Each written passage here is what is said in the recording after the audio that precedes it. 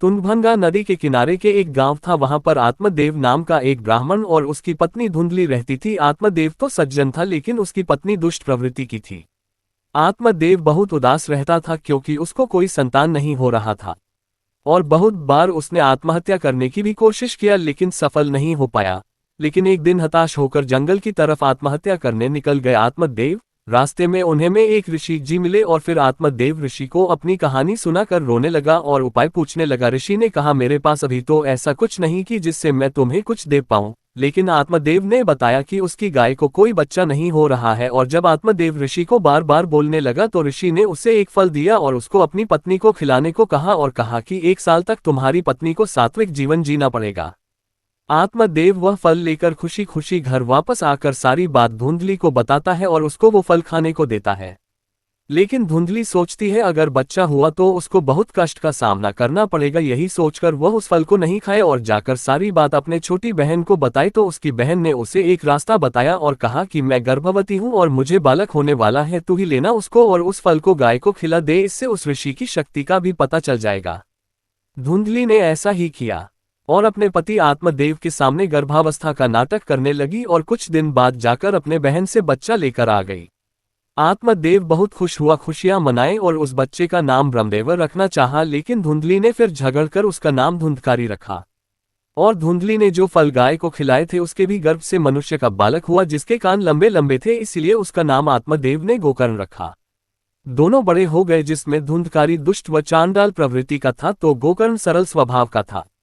धुंधकारी सारे गलत काम करता। एक दिन तो उसने अपने पिता आत्मदेव की ही पिटाई कर दी।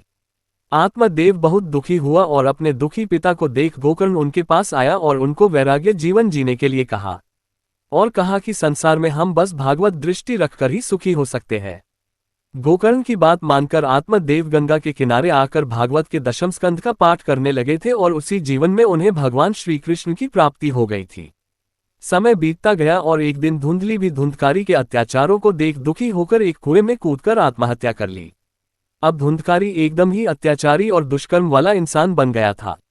वह वैश्यों के मांगों के लिए चोरी करता और एक दिन तो उसने राजा के यहाँ ही डाका डाल दिया। सभी वेश्याएं सोची अगर ये जिंदा रहा तो एक दिन हमको भी मरवा देगा।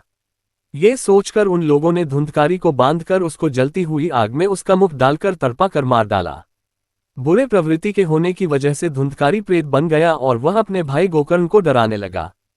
हालांकि गोकर्ण ने अपने भाई का श्राद्ध गया जाकर किया था, लेकिन धुंधकारी को फिर भी मुक्ति नहीं मिली। वह गोकर्ण को डराने की कोशिश करता, लेकिन गोकर्ण गायत्री मंत्र का जाप करता तो धुंधकारी उसके पास नहीं जा सकता था। गोकर्ण ने जब कहा कि मैंने तो तुम्हारा पिंडदान कर दिया हूं, फिर भी तुम प्रेत बन घूम रहे हो, तो धुंधकारी बोलता है कि मैंने इतना पाप किया है, पिंडदान से मेरा मुक्ति नहीं होगा। उसके बाद गोकर्ण ने सभी विद्वानों से राय लिया और सूर्य देवता को नमन कर इसका उपाय पूछा तो सूर्य देव ने कहा कि इसको मोक्ष की प्राप्ति भागवत कथा सुनने से ही होगी।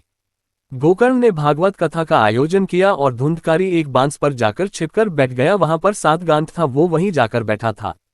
बहुत से लोग 7 गांठ का बांस लगते हैं। भागवत कथा में कि ऐसा मानता है कि अगर परिवार का कोई सदस्य भूत हो गया है तो ऐसे अवश्य लगानी चाहिए।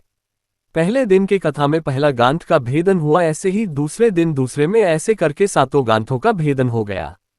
धुंधकारी दिव्य रूप धारण कर प्रकट हो गए और उनको लेने भगवान स्वयं आए। भागवत कथा बहुत लोगों ने सुनी होगी, मगर धुंधकारी को स्वयं भगवान लेने क्यों आए बहुत कम लोग जानते होंगे। इसका वजह यह है कि धुंधकारी ने पूरी भागवत कथा श्रद्धा तथा प्रेम भाव से सुना।